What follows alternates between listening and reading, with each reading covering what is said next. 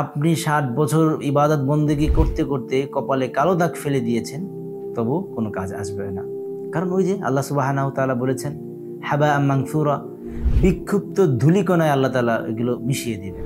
আসসালামু আলাইকুম ওয়া রাহমাতুল্লাহি ওয়া বারাকাতুহু। ইন্নাল হামদুলিল্লাহ ওয়াসসালাতু ওয়াসসালামু আলা আশরাফিল আমবিয়া ওয়া আলা আলিহি ওয়া আসহাবিহি আজমাইন। আম্মা বা'দ। আমার প্রিয় মুসলিম ভাই ও বোনেরা, আজকে আমি আপনাদের সামনে অত্যন্ত গুরুত্বপূর্ণ একটি টপিক শেয়ার করব। সেটি হচ্ছে আকীদা।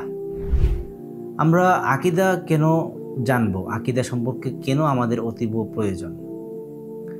কারণ এই বিষয়টাকে আমরা সবাই সিম্পলি মনে করি যে আকীদা মানে আল্লাহ এক, রাসূল সাল্লাল্লাহু আলাইহি ওয়াসাল্লাম আল্লাহ তাআলার রাসূল, এই এতটুকু বিষয়ের ভিতর সীমাবদ্ধ।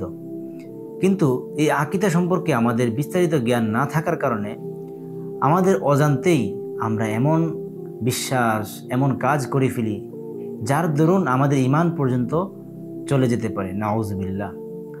তাই আমি মনে করি এজ এ মুসলিম হিসাবে ইসলামী আকীদা নিয়ে যতটুকু আকীদা সম্পর্কে জানা প্রয়োজন, যতটুকু বিশুদ্ধ আকীদা জানলে আমার ঈমান হারা হতে হবে না, ততটুকু আকীদা আপনাকে শিখতেই হবে। ঈমান একজন মুমিনের ইহকাল এবং পরকালের মূল পুঁজি। আকীদা একজন মুসলিমের জীবনে সর্বাপেক্ষা মূল্যবান এবং সর্বশ্রেষ্ঠ সম্পদ।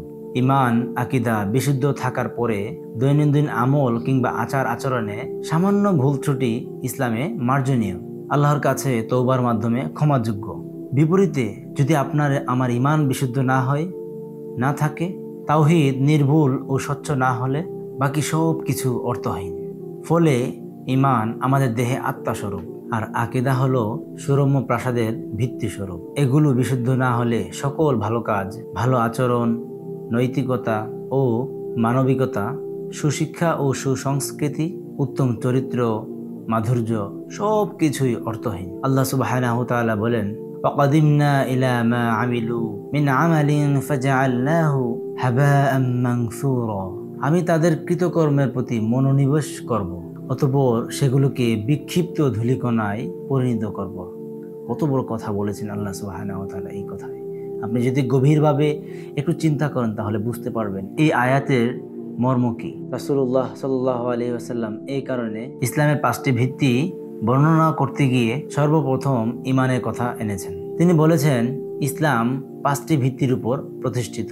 আল্লাহ ছাড়া কোনো ইলাহ নেই এবং মুহাম্মদ সাল্লাল্লাহু আলাইহি ওয়াসাল্লাম আল্লাহ সুবহানাহু ওয়া তাআলার রাসূল, এই কথার সাক্ষ্য দেওয়া। নামাজ কায়েম করা, যাকাত আদায় করা এবং হজ করা, রমজানের রোজা রাখা। এখানে ইসলামের 5টি ভিত্তির মাঝে তাওহীদ ও রিসালাতের উপর ঈমানকে সর্বপ্রথম রাখা হয়েছে। ফলে যদি এটার অস্তিত্ব না থাকে তাহলে বাকিগুলোর উপর ইসলাম দাঁড়াতে পারবে না। ঠিক একটা বিল্ডিংয়ের মেইন পিলার যদি দুর্বল থাকে, সেটা যদি ভেঙে পড়ে যায় তাহলে পুরো বিল্ডিংটা ধসে পড়বে। ঠিক আমাদের ঈমান এবং আকীদা যদি ঠিক না থাকে তাহলে আমাদের ইসলামের যাবতীয় কাজ, আপনি 60 বছর ইবাদত বন্দেগী করতে করতে কপালে কালো দাগ ফেলে দিয়েছেন, তবু কোনো কাজ আসবে না। কারণ ওই যে আল্লাহ সুবহানাহু ওয়া তাআলা বলেছেন, হাবা মানসুরা, বিক্ষুব্ধ ধূলিকণায় আল্লাহ তাআলা এগুলো মিশিয়ে দিবেন। এজন্য আমাদেরকে বিশুদ্ধ আকীদা এবং ঈমান সম্পর্কে জানতে হবে। বংশসূত্রে, জন্মসূত্রে আমরা মুসলিম হয়ে গেলাম, টুকটাক নামাজ পড়লাম, আর কোনো কিছু জানলাম না, আর প্রয়োজন নেই, এটা বলার সুযোগ নেই। তাই আসুন আমরা আকীদা এবং ঈমান সম্পর্কে জানার জন্য উদ্যোগ গ্রহণ করি এবং আমরা যেন সঠিক আকীদা এবং ঈমানকে বিশুদ্ধ করার মাধ্যমে আমাদের দুনিয়া এবং আখিরাতকে নিশ্চিত করতে পারি। আল্লাহ তাআলা সেই তৌফিক দান করুন। আমিন।